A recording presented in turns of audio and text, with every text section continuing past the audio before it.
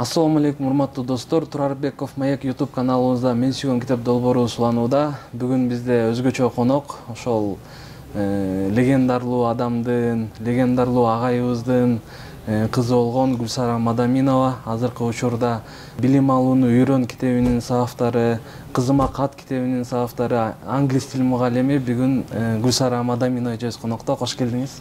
Жакшылыкка келели. Жакшы, шүгүр. Өзүңүз кандайсыз? Жакшы, шүгүр. Сени көптөн бери көрбөй, өзүнчө эле интервью себеп болуп, жакшы жолугуп. Мен да аябай кубанып атам. Буюрса, сонун бир маек болот деген ишеничтемин. Кандай жаңылыктарды жасап жатасыздар? Жаңылык көп негизи делек. Ошо китеп, мен сүйгөн китеп интервьюсуна чакырганда эле мен жок деген жокмун. Анткени ишибиз китеп жаатында. Китеп жазабыз, коомчулукту китеп окуганга үгүттөйбүз. Ошо китептердин негизинде онлайн курстарды сунуштайбыз. Бүгүнкү күндө ушул иштер менен алектмин да.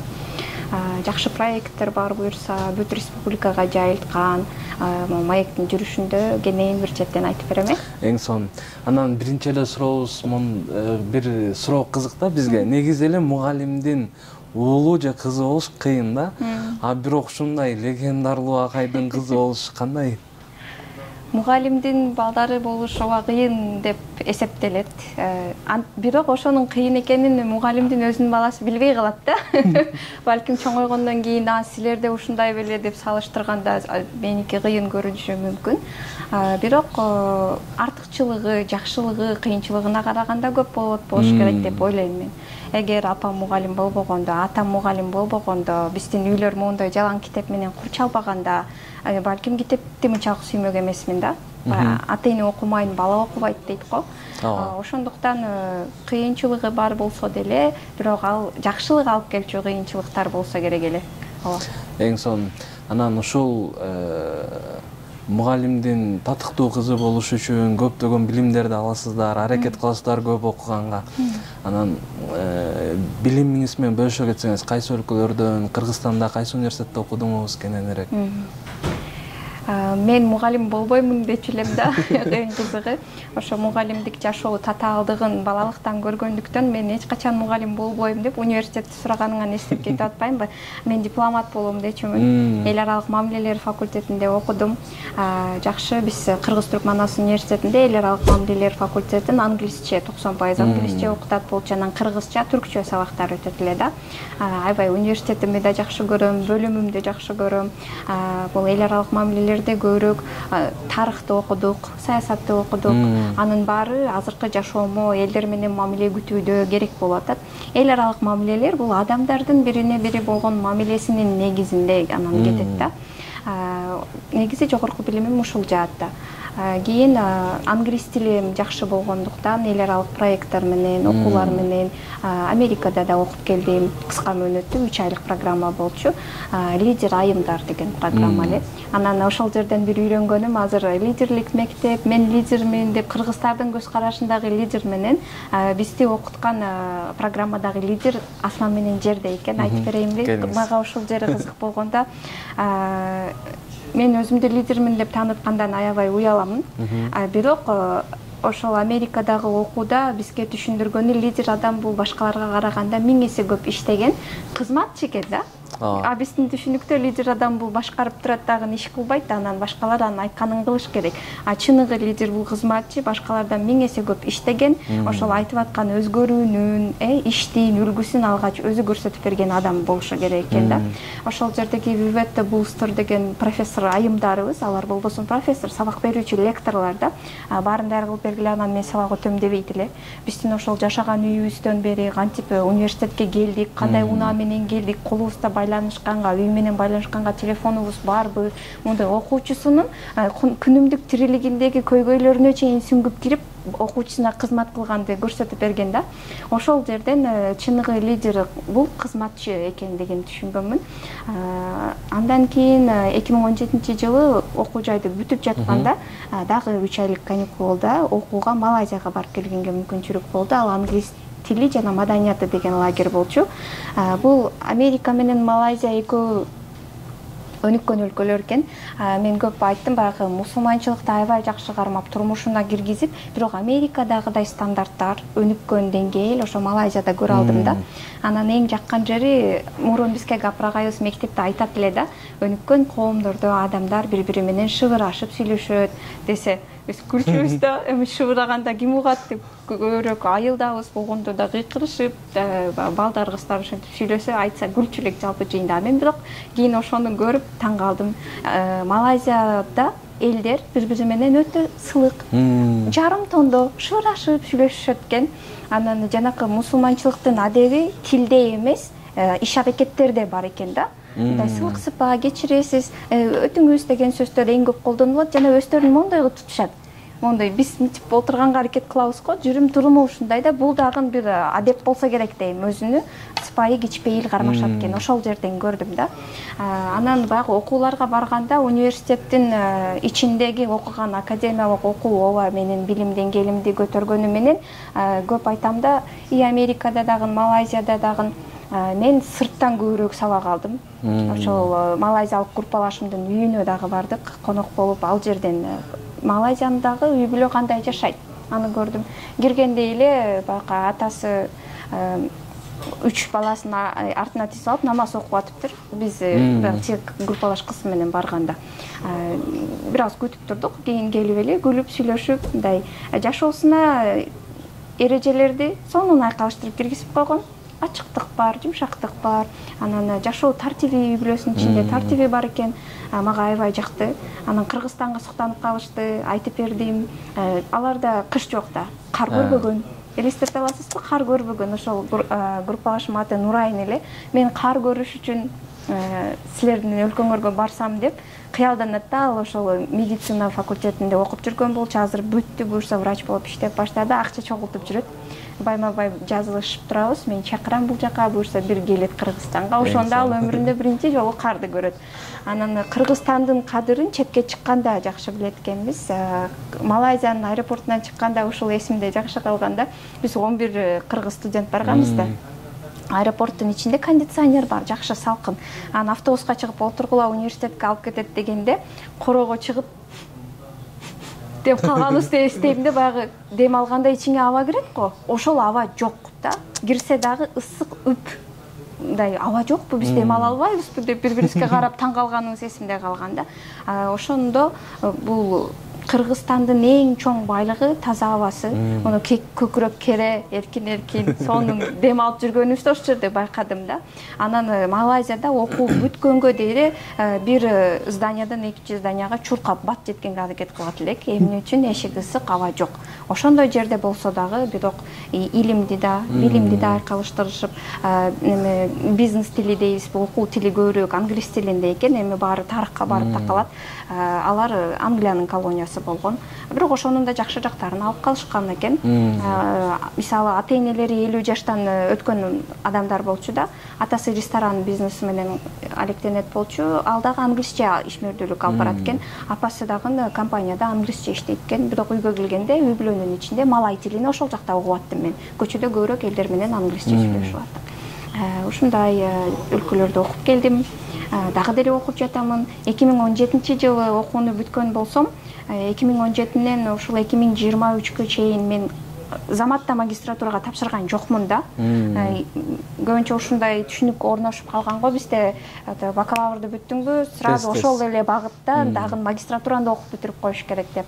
Бирок ортодон бир Жени Жеңиш кызы, эжени тааныйбыз, кытайлык кыргыз кызы, өтө сонун кытайлардын, кыргызстандык, бирок Кытайда жашаган кыргыздардын дүйнө таанымы, баалуулуктарын бизге алып келип бир семинар өткөндө айткан болчу да, шашпагыла. Силер могу бакалаврды бүткөндөн кийин иштеп көргүлө. Негизи ошо тандаган 11-класста бүткөндө жаңы эле да, ошо аламды тааный элексиң, дүйнөнү тааный элексиң, кайсы кесип керек экендигин биле элексиң. Иштеп көргүлө дагы ошого жараша кийин 3 жылда өзү билинип калат, кайсы багытта кайра билимиңерди улантышыңар керек деп. Мына ушул жылы буюрса мен англис тили жана адабияты факультетин аң сезимдүү түрдө тандап, эми магистратурага тапшырып жатамын да, жогорку окуу жайга. Андан көбүнчө чет өлкөгө тапшырам го деп дагы 5 жыл бою созуп жүрдүм. Бул дагы мен үчүн жаңылык, ачылыш болду. Чет өлкөдө эмес, Кыргызстанда туруп окуйм. Чет өлкөлөргө жанагындай кыска мөөнөттүү окууларга барган мен үчүн жакшыраак экен. Билим дагы ушул жылдар аралыгында түшүндүм да. Бир билим алуу чексиз өмүр бою уланышы керек. Анан ошону дагы арасында бир окуу десе эле университетке тапшырып коюп, факультетке тапшырып коюп окуу эмес, турмуш сабагында окуш керек экен, өз алдынча моундай китептерди окуш керек экен.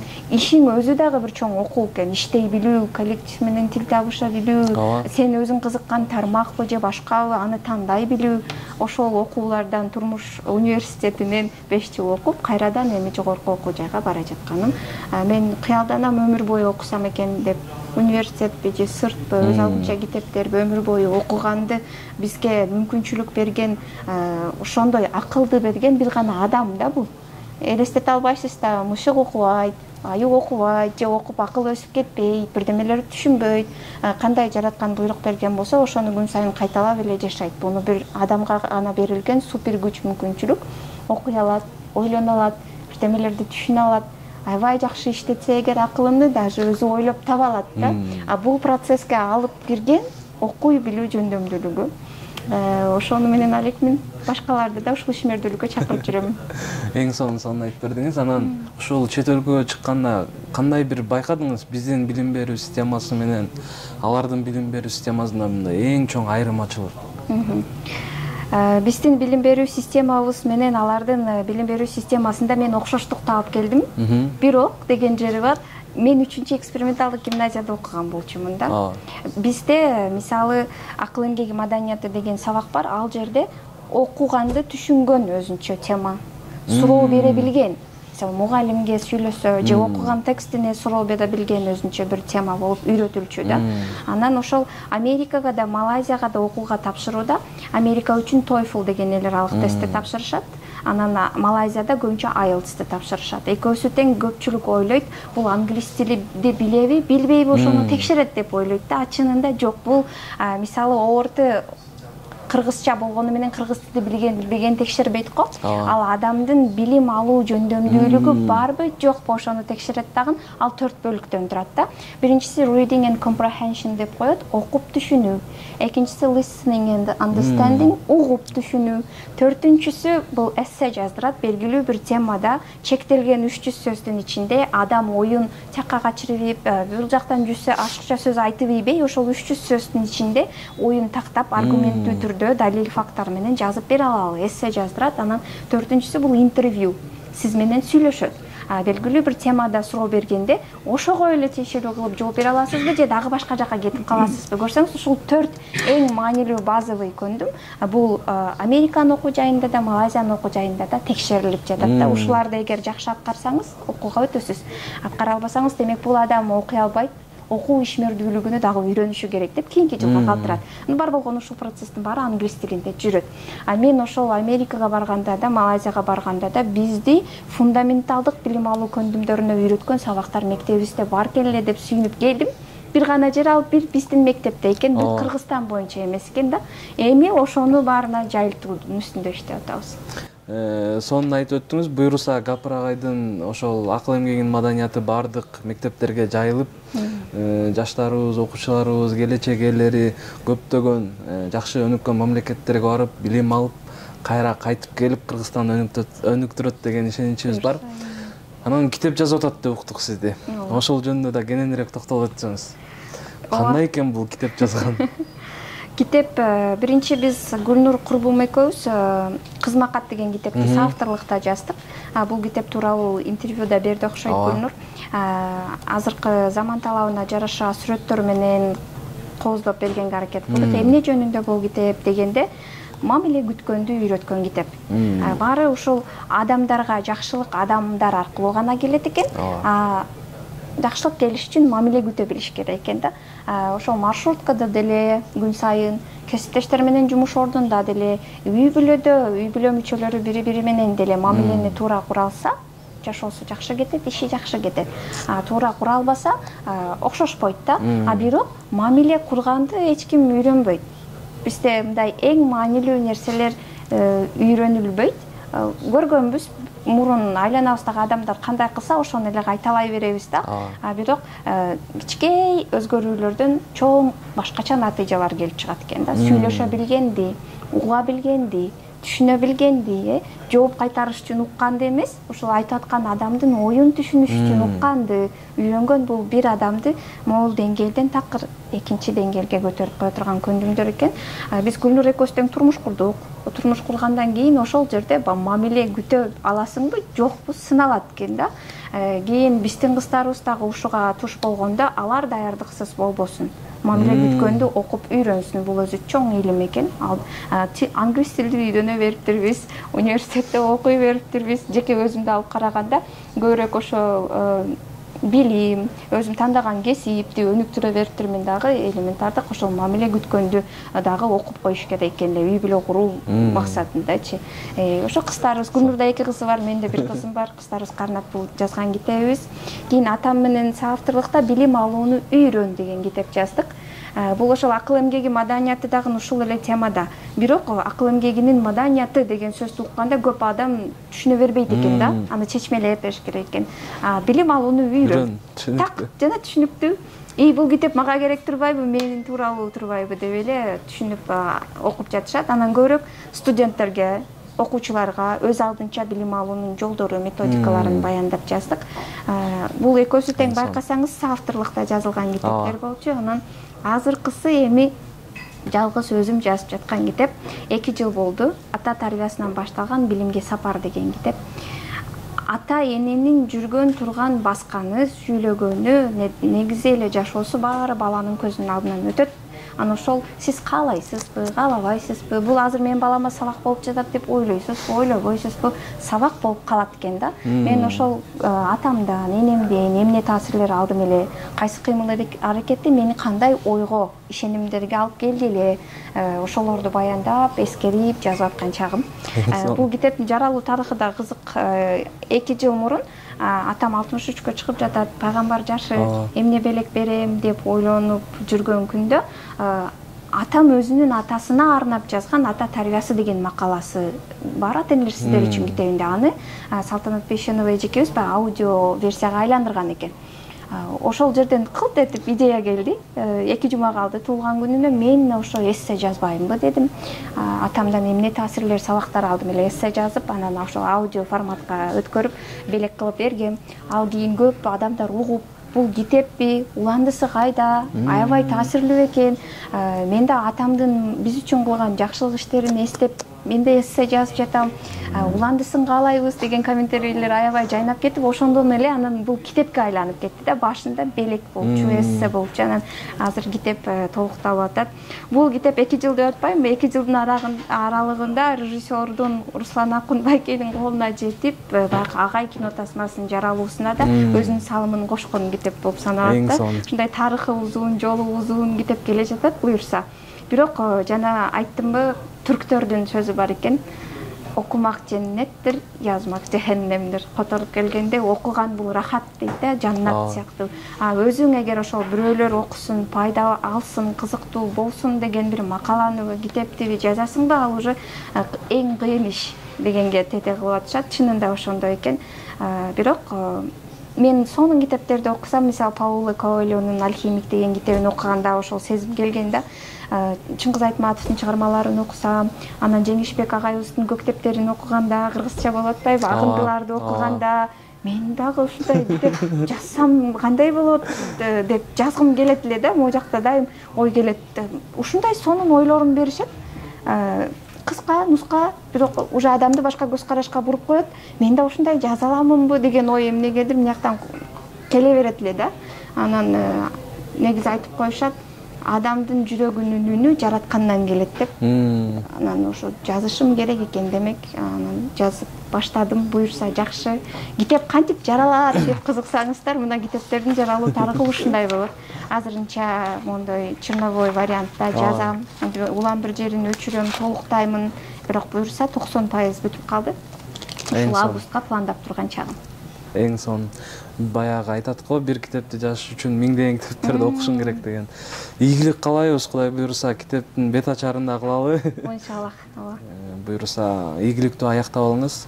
Анан кайсы багыттагы китептерди окуган жагат? Жакшы суроо экен. Могу китепти мен Малайзияга барганда, аэропорттон кайтып келатканда чөнтөгүмдө малай акчалары калыптыр да. Анан аларды Кыргызстанга алып келсең иштете албайсың, алмаштырыш керек. Эмне алам деп тиги видеогүлөргө бир демелер алам го деп карасам эле китеп дүкөн турган экен. Барып китеп алып келгенмин. Human Sunim дегендин The Things You Can See Only When You Slow Down деген китеби болчу да. Сиз тынчтанганда гана байкай алган нерселер. Китептин атын карасаңыз, ал китептин ичи сонун, могу китептин жаралуусуна ошол дизайнына себеп болуп калды десем болот. Сүрөттөрү китептин идеясын чагылдырып турат эле да. Анан сүрөтүн көргөндө адамга тынчтык келет эле. Текстин окуганда анда беш бетер тынчтанасың. Улам эле шашабыз, биз жашап атканыбызды байкап атабызбы деген тарихтеги монахтын жазуу китеби экен. Мага аябай жаккан, англисче кыска тексттер менен, сүрөттөр менен китеп болчу да. Анан ошо бир жакка барсам сөзсүз мен китеп алып келем. Кийин бул жылы Дубайга барганга мүмкүнчүлүк болду. Апамды алып барып келдим. Ошол апамды чет өлкөгө саякатка алып чыксам экен деген кыял бар эле. Баягы тилек болсо жараткан мүмкүнчүлүктү берет экен да. Апам менен чогуу бардык, китеп дүкөнгө кирдик. Анан ошол китеп дүкөндөн алган китебим The Awakened Family. Ойгонгон үй бүлө. Жанагы агайыбыздын китеби дагы бар эле го, ойлонгула, ойгонгула деген. Ошол сыяктуу The Awakened Family. Ойгонгон үй бүлө кандай болот? Муну өзүм азыр апа болдум. Үй бүлөбүз бар, ошол өзүбүзгө өнүгүү болсун деп алдым. Эмне үчүн бул китеп англисче? Орусча деле алсам болмок, кыргызча дагы окуймун. Бирок аракет кылам түркчө, англисче дагы алып окуганга. Тил ушундай экен. Бул ишенимсиз дос деп коет. Сен ага көңүл бурбайсыңбы, ошол тилде китеп окубайсыңбы, кетип калат да. Аны окуган сайын дагы да өнүгө берет. Атайын тил үйрөнсөм экен деп бир убакыт ажыратпасаң дагы, бирок китеп окууну сүйөсүңбү? Китеп окууну тил үйрөнүүгө айландырып алышың керек. Англис тилчи мугалим болсом дагы мен тилимди өнүктүрүп турушум керек. Ошол үчүн өзүм кызыккан тармактагы китептерди англисче алып окуп атам. Азыр ошол китептин үстүндө англис тилимди өнүктүрөм и ата энеликти үйрөнөм. Ошол бул китепти. Анан биздин дайыма берип аткан сурообуз, эмне үчүн китеп окушубуз керек? Эмне үчүн китеп окушубуз керек? Жакшы суроо экен. Анан ар ким ар кандай жооп берсе керек. Жеке мен өзүм китеп окубай калсам, узак мөөнөткө китеп окубай калсам, менде тынчсыздануу пайда болот. Бирдемеден калып кетип аткансыз эле, жашоом кызыксыз болуп бараткансыз эле, ошто кыйнала берем да. Көп айтамын, мен үчүн адамдардын эң жакшы ойлоп тапкан нерсеси бул китеп. Мисалы Чыңгыз Айтматов өтүп кеткенде мен бир кайгырганымды эстейм да, ошо кишини көрбөй калдым деп. Бирок азыр Чыңгыз Айтматов мени менен экенин түшүндүм. Ал китептеринде калган да. Улам мен ачам. Эң жакшысы дүйнөнүн акылдуу адамдары, бирдемкени түшүнгөндөрү, ошо менден кийинки урпактарга жакшы ой калсын, түшүнүк калсын, идея калсын дегендер китеп жазат көбүнчө.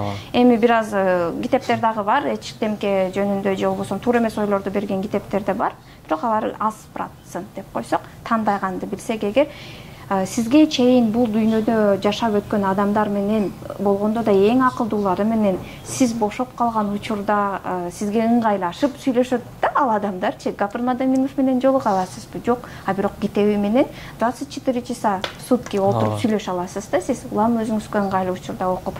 Мен үчүн китеп окуу бул ошол мага чейин жашаган акылдуу адамдар менен баарлашуудай эле кеп да. Энергиям түгөп калды, эмне кылышымды билбей атам дегендерге айтам, ой, китеп турат депчи. Ошол сизге энергияны да берет, ойду да берет, багытты да берет. Анан көп китеп окуган адамдар ушуну айтса керек. Качан сиз эмне суроодо ойлонуп жүргөн болсоңуз, бул дагы жараткандын керемети болсо керек. Мен көбүнчө жоопторду китептин ичинен аламын да. Мени турмушумда түйшөлтүп жүргөн суроолор ошол кезде окуган китебимден кудум эле атайлап койгондой катарлардын арасынан жооп чыгат да. Ушуну ойлонуп жүрбөдүм беле деп анан ошону өзүмө аламын. Ошондуктан акылдуу адамдар менен баарлашкыңыз келсе, алардан сабак алгыңыз келсе, бул китептер сизге чоң дүйнө да. Мен үчүн ошондой. Эң сонун жооп болду. Анан бүгүн биз менен жакшы көрүп окуган, жашооңузга таасир берген кайсы китепти айтып бересиз? Мен Пауло Коэльонун «Алхимик» деген китебин аябай жакшы көрдүм, жакшы көрөм. Ал жазуучунун дагы азыр астында Букингем китеп дүкөндөн 2 китебин заказ берип келатамын да. Эмне үчүн ал китепти жакшы көрүп калдым? Адам өзүнүн жүрөгүнө тыңшашы керектигин сонун окуялардын чын жыры менен баяндап берет да. Көбүнчө мугалим болом дедим эле, мугалим болдум. Же болбосо ошол эле өткүчү болом дедим эле, өткүчү болдум. Соодагер болом дедим эле, соодагер болдум. Белгилүү бир чекке жеткенден кийин күн сайын ошол кайталанмага келет экен да. Ошол жумушка барасың, кайра келесиң. Ошол учурда ар бир адамдын бул дүйнөгө жаратылгандан максаты болот. Жараткан бизди бир ишти бүтүрүп келсин деп бул жакка жиберген деген ойду берет да китепте. Анан ошол ойду адам кантип түшүнөт, жүрөгүнүн түпкүрүнөн могу жактан үн келе берет дейт да. Мисалы мен китеп жазгым келе берген дейт. Болбосо мен өзүм мугалиммин, тилден сабак берем. Сабак берип жүрө берейин да. Ким мени ошол китеп жазганга кыйнап жатат. Анткени жүрөгүңдөн түпкүрүңдөн ошол үн келет. Өзүңөрдүн жүрөгүңөрдү укканды үйрөнгүлө дегенге үгүттөгөн китеп. Алхимик ошондой саякаттагысы келет да. Эмнегедир саякаттагысы келе берет дагы, саякатка чыгып түркүн ошондой адамдарды көрөт. Анан бир соодагер менен баарлашып калат. Соодасын өзү жактырбайт, баягы турмушунун деңгээлинде эле жактырбайт, мындай өп чап айлыктан айлыкка жашаймын деп баягы даттанып атат да. Анан ошону өзгөрткөнгө бирдеме кылганы жатасызбы десе, эми көнбөдүмбү дейт да. Жок нерседен көрө көнгөн ушул ишим бар, ушу менен алектенип атам деп. Анан баягы жүрөгүңүздүн үнүн укпайсызбы деп. Ошто ар кандай адамдарга жолугуп атып, тиги адамдарга айткан ою сага айтылгандай болот да. Анан тыңшап баштайсың. Мен өзүм эмнеге кызыгам, кандай ишмердүүлүк менен алек болгум келет. Ошону укканда анан жараткан берип атпайбы ал үндү сизге, ошол ишти кыл деп багытты берип атпайбы? Эгер ошого чыгынганга эржиректүүлүктү өзүңүздө тапсаңыз, эркти тапсаңыз, жараткан жолуңузду ачып, өзү багыттап турат дейт да. Чынында эле ошондой. Жакшылык иштерди пландайсызбы? Эбептен себеп болуп эле керектүү адамдар сизге жолугуп калат, мүмкүнчүлүктөр пайда болот. Өзү мындай бирөөсүз тижетилеп ошол жакка алып барып аткандай эле колдоо күчтүү сезесиз да. Китепте ошону окудум. Андан кийин мен да өзүмдү тыңшап баштадым. Ошол үчүн дагы ал китепти жакшы көрөм. Алхимик Пауло Коэльонун китеби. Анан экинчи жакшы көргөн китебим Антуан де Сент-Экзюперинин Кичинекей ханзада деген китебин окубайсыңбы кызым деп атам айткан эле. Анда студент болчумун. Кичинекей. Кичинекей китеп, бирок элдер ойлошот ал жомок деп.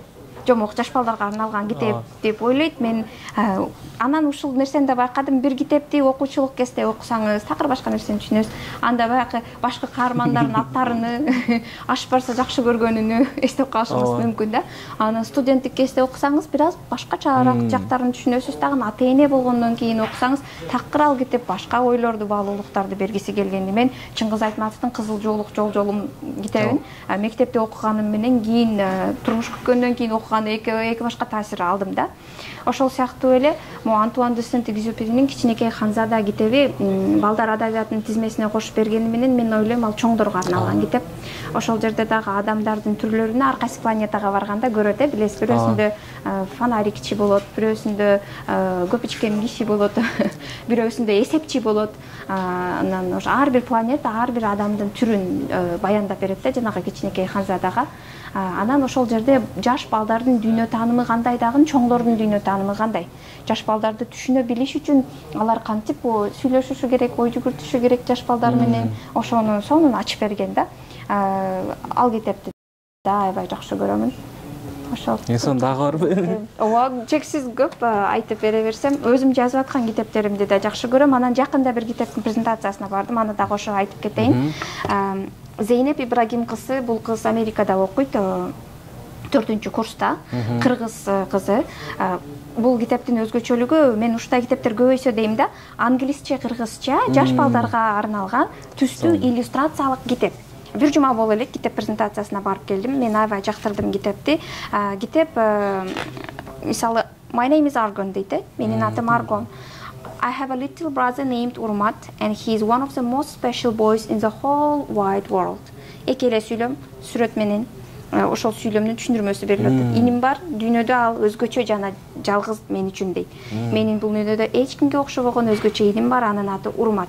Чындыгында эле Зейнептин Урмат деген иниси бар.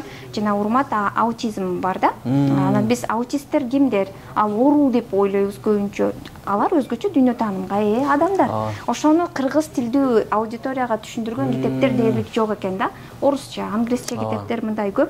Анан бул ошону кыргызчалап, сүрөттөр менен жаш балдардын тилинде, бирок чоңдор окуса андан да көп сабак ала турган кылып ушундай китеп чыгарып коюптур. Өйлө сүйүндүм. Куттуктадым, дагы да серия болуп уланышын кааладым. Карасаңыз, бул балдарга тилди да үйрөтөт. Айланадагы адамдарды таанып билгенди да үйрөтөт. Могу сүрөттөрдү көрүп атып, алардын чыгармачыл ой жүгүртүүсү да ойгонот. Менин кызым азыр 3,5 жашта, сүрөтү бар китептерди кечке көрүп, ал өзү дагы жомок ойлоп таап айтат да. Анан могу китептин ичиндегини мен айтып берсем, ал дагы кошумча бирдемелерди кошуп айтат. Ошон үчүн кыргызча ушундай китептердин көбөйүшүн аябай каалаймын. Бул башаты. Ушундай кызык китептер да чыгып атат. Эң сонун экен. Буйруса, бул кызыбызга да ийгиликтерди каалап өтөлү. Анан эме китептер болот го. Бир китепти окуп, таасирленип, жашооңду өзгөрткөн учурлар. Ошондой бир китептен бөлүшүп өтпөйсүзбү? Мисалы, сапатыңыз, балким, же көз карашыңызды өзгөрткөн, аябай таасирленип. Болду эле ошондой китеп? Ооба, андай китептер дээрлик ар бир китеп сизди ал китепти окуганга чейинки Гүлсара менен китепти окуп бүткөндөн кийинки Гүлсара экөөсү окшош болбойт. Менин деңгээлинде дагы, турмуштун деңгээлинде дагы. Анткени бул илимий далилденген, китеп окуган сайын биздин мээдеги уктап жаткан нейрондор ойгонот да. Улам кайталап окусаңыз, окуганыңызды түшүнсөңүз, пайдаланып бир адатыңыз өзгөрсө, күнүмдүк турмуштагы бул жердеги нейрондордун арасында связь пайда болот. Китепти окуганда нейрондор ойгонот. Улам ошону түшүнүп, пайдаланганда бири-бири менен байланыш орноштурулат экен дагы. Бул мээнин деңгээлиндеги өзгөрүүнү айтып атам. Ал сиздин турмуш тиричилигиңизге адат мүнөздөрүңүз өзгөрсө, анда мурдакы Гүлсара уже башка болуп калган болот да. Сөзсүз ар бир китеп адамды өзгөртөт. Мени өзгөрткөн китептер ушул күнгө чейин көптөр ойлойт окшойт, Гүлсара көп китеп окуйт деп. Мен көп китеп окубаймын, бирок апамдар бир жакшы сапатты үйрөткөн. Пайдалуу, керектүү, аз китепти окусак дагы ошону күнүмдүк турмушта практикада пайдаланганды үйрөткөн да. Негизи бир адам үчүн жакшы тандаганды билсе, 10-20 зарыл болгон китептер бар да. Китеп аябай көп, мына караңыз канча көп китеп турат. Бул 1000ден бири гана да. Баарын окуп адам жетише албайт. Бирок керектүүсүн окуса жана аны пайдаланса, ошол адам көп китеп окугандай көрүнөт экен. Анткени чын-чынына келгенде бул жашоодун бир мыйзамдары бар, эч өзгөрбөгөн. Бар болгон ар кандай жазуучу ошону түрлүү багыт менен сизге түшүндүрүп келет. Классикалык адабият жазган адамдар, мен адабий чыгармаларды окуганды аябай жакшы көрөмүн. Эмне үчүн экендигин айтып берейин. Сиз багы бир эле турмуш күтөсүз да, Гүлсара катары бир жашоо жашайсыз. Анан бир ката кетирсеңиз, ошол өзүңүзгө оор келет. Бирок китептин каармандары менен кошо сиз үй бүлө күтүп коесуз. Ошо турмушту жашайсыз. Ката кетирген катасыны сезимдери менен кошо жашап, канчалык оор экенин сезип коесуз. Но чындыгы жашооңузда ал болбой туруп ошондон сабак аласыз да. Мен адабий чыгармаларды ушунусу үчүн жакшы көрөмүн. Баягы кээ бирлер бир жакшы сериал бүтсө ыйлайт го. Эми көрбөйм, уландысы жокпу деп. Мен китеп бүтүп калса ошондой сезимге туш болом да, дагы уланса кандай болмок экен деп. Ошолордун жашоосу менен жашап отуруп эле сабакты алып койгонго жакшы да. Эң сонун. Анан авторлорго жолугуп калсаңыз кандай суроо берет элеңиз? Мисалы, ошол эле Маленький принц, Алхимик. Пауло Коэльонун китептери бул дүйнөдө эң мыкты 10 китеп дегендердин катарына кошулган адамдар да, аларчы. Эми көрөмүз жокпу, эгер көрсөм мен ошол китептерди жазгандагы абалы, ою, максаты кантип жазды эле, жазуу ишмердүүлүгүн көбүрөөк сурасам керек. Анткени мен өзүм китеп жазып атпаймын, эми жазгандан кийин ошо пайда келтирсин деп жазгым келет да, бирок ошол деңгээлде жеткиликтүү жаза алгандагы бул искусство. Мында үйрөнүш керек. Ошону алар кантип үйрөндү? Рэй Брэдберинин бир сөзү бар экен. Мен дейт университеттеги билим берүүгө ишенбейм, мектептеги билим берүүгө ишенбейм. Мен бир гана билим алууга ишенем, өз алдынча билим алуу. И буга эч кандай акча коротпостон китепканага барып эле үйрөнсө болот деген сөзү. Ошондой жазуучулардан, мисалы, бул сыр. Мен жазуучу болом деген адамга бул эң жакшы мени багыттап коет да. Жазуучу болгуң келсе Гүлсара тиги университетке бар деген жок да мага. Китепканалар акысыз болот көбүнчө, эми болсо да азыраак өлчөм менен төлөм бересиң, бирок барып ошол жерде ар кайсы жазуучулардын жазуу стилин окуп үйрөнө бер. Ошондой мен жазуучулук, ишмердүүлүктүн сырларын сурасам керек эле, эгер авторлор менен жолугуп калсам. Эң сонун. Анан сиз жөнүндө китеп жазылса, Гүлсара Мадаминованын жашоосу жөнүндө аталышы кандай болмок? Мен жөнүндө китеп жазылса, билимге умтулган кыз десе жакшы болмок. Эгер ошону өмүр бою алып кете алсам да. Азыркы китебим ата тарбиясынан башталган билимге сапар. Ошо экинчи бөлүгү, билимге сапар бөлүгү көбүрөөк мага чечелүү да. Атабыз көбүрөөк билимге, илимге үгүттөп тарбия берген үчүн жашообуз билимге сапар да биздики. Ошол менин сапарым мени кай жакка алып барат. Ошол тууралуу болсо керек эгер китеп жазылса. Эң сонун. Анан Instagram баракчаңызда конкурс тууралуу да угуп калдык. Ошону да биздин көрүүчүлөр менен бөлүшө кетсеңиз. Биз сонун конкурс баштадык. Ошол китеп көйлүккө үгүттөйлү деп ар бир үй бүлөдө чакан китепканасы болуш керек деп үйрөтөбүз да. Бизде онлайн ата-энелер мектеби бар, Капыр агайыбыздын программасы менен. Акыл эмгеги маданияты курстарыбыз бар, студенттер, окуучулар, ата-энелер өз алдынча билим алууну үйрөнүшөт. Анан ошол жерде үй бүлөлүк китепкана деген темабызда биз өтө кызык картиналарды көрөбүз да. Сиздерге да айтып берейин. Үйүңүздөгү китепканаңызды видеого тартып жибериңиз дейбиз. Анан биздеги китептер китептекчиде эмес, коробкада дейт да. Ти шкафтын үстүнө салып койгонбуз депчи. Көпчүлүк үй бүлөлөрдө китеп текче жок, сабак даярдоочу стол үстөл бөлмө жок. Биз бул маданиятка жете элекпиз. Агайыбыз өтө күйүп айтат, үйү евро ремонт болбосо, 2ден машинеси бар. Фонарик менен издеп, баягы китеп текчени таппайсың, китептин өзүн да таппайсың. Анан эле суроо беришет дейт. Мен баламды кантип китеп окутам, китеп окубайт. Үйдө китеп болсо окуйбу? Эгер мисалы мондой китеп текче турса, сөзсүз 2 жашар, 3 жашар бала келип мону кармап көрөт, ачат, аны эме жок да. А эгер булар жок, бирок телефон турса кухня столдун үстүндө, ал ошол телефонду деле кармап келип сурайт, эмне экенин үйрөнөт да. Ошол үчүн үй бүлөлүк китепкананы түзүш үчүн күн сайын акча топтоп, ай сайын 1000-ге, 2000-ге китеп алып, монтип, китеп кана түзсөңөр болот деп үйрөтөбүз. Анан жакында ошол конкурс баштадык. Менин үй бүлөлүк китепканам деп конкурс. Сиз үй бүлөлүк китепканаңыздын жанына барып эле бала тарбиясына арналган кандай китептериңиз бар, финансы сабаттуулугун үйрөнгөн кандай китептериңиз бар, эл аралык адабият, литературадан кайсыларды окугансыз, балдарыңызга арналган кандай китептериңиз бар, 1 мүнөттүк, 1,5 мүнөттүк видеого тартып туруп эле Facebook'уңуз болсо Facebook'ка, Instagram болсо Instagram'га чыгарып, ошо менин үй бүлөлүк китепканам конкурсу тууралуу маалыматтарды бергенбиз, биздин баракчаларды белгилеп, ушул конкурска катышып атам, тааныштар, карагыла кандай жакшы китептерим бар, мени колдоп койгула, ошо конкурстан жеңип кетейин, силер да катышкыла, үй бүлөлүк китепкана түзгүлө деп эле ошо чакырык жасап китепканасын көрсөтсө болду. Биз анан ошол эң көп китеби бар, көбүрөөк адамды кызыктыра алган китепканасы бар үй бүлөнү тандап туруп 3 сонун сыйлыктарды берели деп атабыз. Онлайн курсубузга акысыз жолдомо, анан сонун идея бар. Бүгүн алып келе албай калдым. Элестете аласызбы? Азыр ушундай жаңы салт киргизип атабыз. Капыр агайыбыздын идеясы менен турмушка узап жаткан кыздын сандыгына эмнелерди салышат, кийим-кече. Азыр ушундай кетип калды, машина беришет, кээде үйүн да кошуп беришет. Анан алар деле жакшы боло берсин, бирок анын баары материалдык болуп жатпайбы? Булар азыр үй бүлө күтүп атышат, эртең апа, ата болушат, ошого даярбы?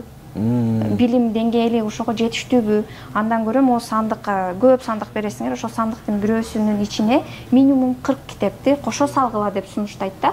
Мисалы, анын ичинде Манас эпосу болсун, Чыңгыз Айтматовдун чыгармалары болсун, ой гүлдөрү, куттуу билим, ата энеликке үйрөткөн китептер, бала тарбиясынан сырларын үйрөткөн китептер болуп, ошол 2 жаш, жаңы турмуш куруп аткан жаштар ошону 1 жыл бою балалуу болгончо окуп, анан бала төрөлсө, ал уже башка деңгээлде ой жүгүрткөн бала келет дейт.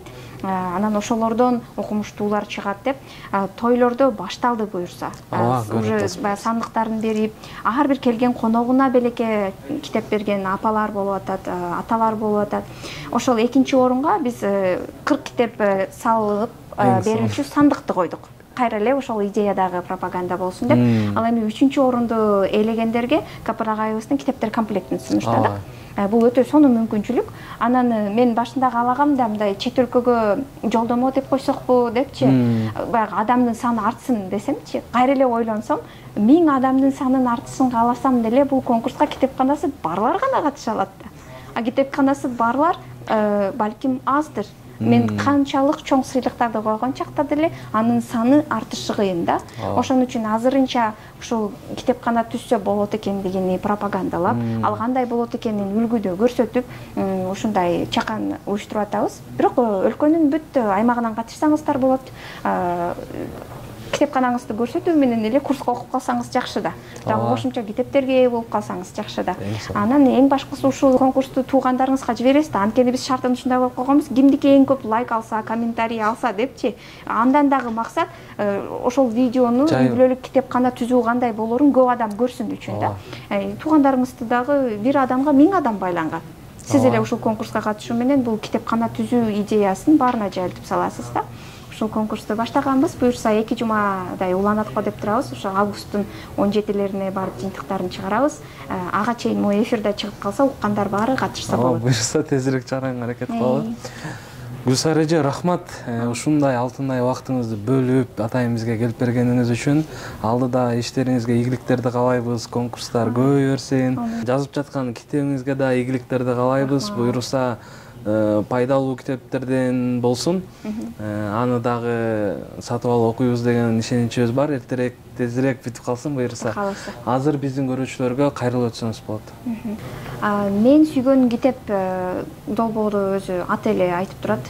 Канчалык элдерди китеп көйлүккө үгүттөгөн программа экен. Азыр уктуңуз. Эгер сиздин жан дүйнөңүзгө салса, ушундай баарлашууну күтүп жүргөн болсоңуз, монун ссылкасын алып туруп эле 100 таанышыңызга жиберип коюңуз. Ушул өзү өзгөрүүнүн башаты. Ар бир адам өзүнөн башташ керек. Анан мен эмне кыла алат элем эмес, телефонуңуздан эле 2 жолу бир кнопкаларды басуу. Бул биринчи өтүнүч.